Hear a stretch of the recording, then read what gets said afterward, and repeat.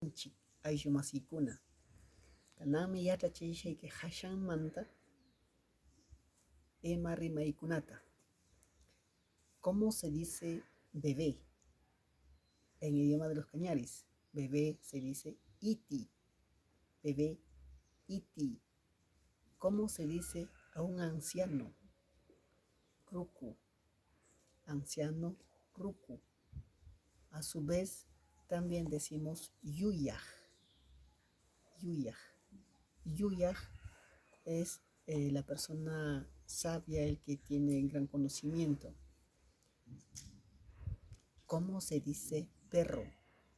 Uy, perro ashgu. ¿Y cómo se dice oveja? Uysha. Oveja, uysha. Taksha, uysha. Oveja pequeña. ¿Y cómo se dice papa? Papa, akshu. Akshu.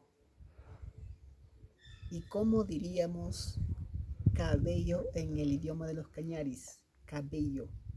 Cabello se dice ahcha. Ahcha. ¿Cómo se dice cara o mejilla? Se dice hagya. Hagya. ¿Y cómo se dice frente?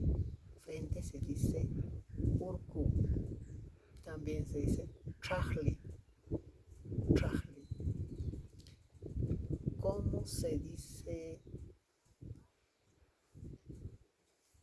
dice calle? Se dice huachta.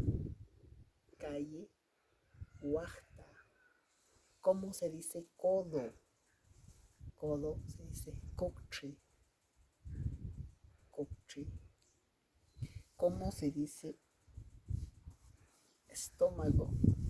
Se dice pacha. Pacha. ¿Y cómo se dice pie? Pie se dice traki. Pie, traki. ¿Cómo se dice uña? Uña se dice siyu. Chilam, karan. Gracias.